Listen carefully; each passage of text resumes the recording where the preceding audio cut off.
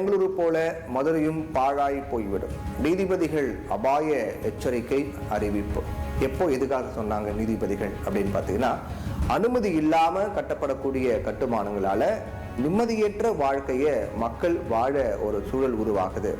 இதையெல்லாம் அதிகாரிகள் வேடிக்கை பார்க்கலாம், ஆனா நீதிமன்றம் வேடிக்கை பார்க்காது அப்படின்னு மதுரை மாநகராட்சி நிர்வாகத்தை கடுமையாக எச்சரித்திருக்காரு உயர்நீதிமன்ற மதுரை கிளை நீதிமன்றம் நீதிபதி. மதுரை மாநகராட்சிக்குட்பட்ட விளாங்குடியில் சட்டவிரோதமாக இடத்தை ஆக்கிரமித்து வீடு கட்டியிருக்காங்க. ஆக்கிரமிப்பு பண்ணாங்க இல்லையா, அவங்க மேல நடவடிக்கை எடுக்க மாநகராட்சி அதிகாரிகள் கிட்ட மனு கொடுத்தும் எந்த ஒரு நடவடிக்கையும் எடுக்கப்படலை. அதனால சட்டவிரோதமாக இடத்தை ஆக்கிரமித்து கட்டப்படக்கூடிய கட்டிடத்தை அகற்ற அதிகாரிகளுக்கு உத்தரவிடணும் அப்படின்னு மதுரை உயர்நீதிமன்ற கிளையில வழக்கு தொடரப்பட்டிருந்துச்சு. அந்த நடவடிக்கை எடுக்கணும் அப்படிங்கிற கோரிக்கையும் அந்த வழக்கின் மூலமா வைக்கப்பட்டிருந்துச்சு. இந்த வழக்கு ஏற்கனவே விசாரணைக்கு வந்தபோது வழக்கு தாக்கல் செய்யப்பட்டு 5 ஆண்டுகள் ஆன பிறகும் கூட மதுரை மாநகராட்சி தரப்புல பதில் மனு தாக்கல் செய்யாததால மதுரை மாநகராட்சி ஆணையாளர் நேரில் ஆஜராக நீதிமன்றம் ஒரு உத்தரவு போட்டாங்க. இந்த நிலையில இந்த வழக்கு நீதிபதிகள் SM சுப்பிரமணியம், லட்சுமி நாராயணன் அமர்வில் திரும்பவும் விசாரணைக்கு வந்தபோது மதுரை மாநகராட்சி ஆணையாளர் மதுபாலன் நேரில் ஆஜராகி உரிய அனுமதி இல்லாத கட்டுமானங்களுக்கு நோட்டீஸ் கொடுக்கப்பட்டிருக்கு, சீக்கிரமாவே நடவடிக்கை எடுக்கப்படும் அப்படின்னு சொல்லியிருக்காரு.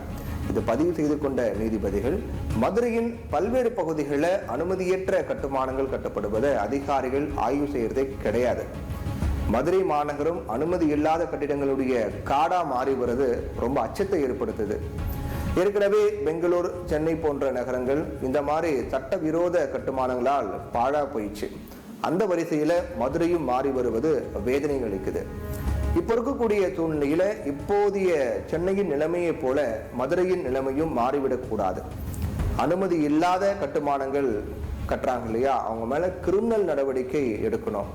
அப்போதான் ஏழை மக்களையும் உரிய விதிகளை பின்பற்றுவோரையும் பாதுகாக்க முடியும் அப்படின்னு நீதிபதிகள் ரொம்ப காட்டமா சொல்லியிருக்காங்க. சட்டவிரோத கட்டுமான விவகாரத்துல மாநகராட்சியோடு காவல்துறை இணைந்து செயல்பட்டால் மட்டும்தான் ஆக்கிரமிப்புகளை அகற்ற முடியும். வெறும் அபராதம் விதிப்பதோட அதிகாரிகள் விட்டுறக்கூடாது.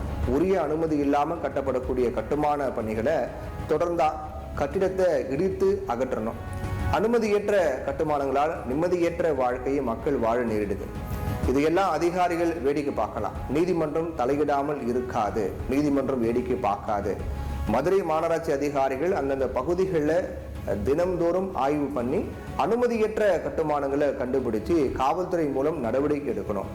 அனுமதியற்ற கட்டுமானங்களுக்கு அனுமதி அளிக்கக்கூடிய அதிகாரிகள் மீது துறை ரீதியான நடவடிக்கை எடுக்கணும். இந்த உத்தரவுகளை தமிழ்நாடு அரசு ஊரக, உள்ளாட்சி, நகராட்சி அனைத்து நகர்ப்புற அமைப்புகளுக்கும் சுற்றறிக்கையை அனுப்பி உரிய உத்தரவுகளை பிறப்பிக்கணும் அப்படின்னு சொல்லி இந்த வழக்கை முடித்து வைத்தாங்க நீதிபதிகள்.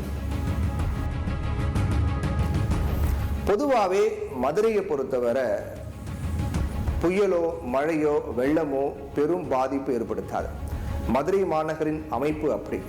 தென் மதுரையில் கடல்கோள் நடந்து விட்டதால் பாண்டிய மன்னர்கள் பாதுகாப்பான இடத்தை தேடி நகர்ந்ததாகவும், அப்போ மலைகள் சூழ்ந்த இயற்கை பேரிடர் இல்லாத மதுரையை தலைநகராக கொண்டு பாண்டிய பேரரசை உருவாக்கியதாகவும் செவி வழி தகவல்லாம் சொல்லுது.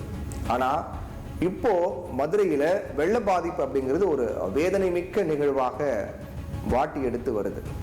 அதனால நீதிபதிகள் சொல்ற மாதிரி ஏற்கனவே சென்னை, பெங்களூரு நகரங்கள் கட்டிட காடுகளால் பாழாய் போய்விட்ட நிலையில அந்த வரிசையில மதுரையும் இடம்பெற்றுவிடக் கூடாது.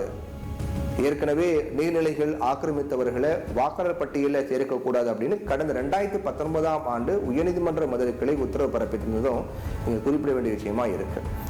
நீதிபதிகள் அபாய அறிவிப்பை ரொம்ப உன்னிப்பா கவனிக்க வேண்டியிருக்கணும். இதை ரொம்ப சீரியஸா எடுத்துக்கிட்டு அதிகாரிகள் செயல்படலை அப்படின்னா எதிர்கால தலைமுறை நம்மை மன்னி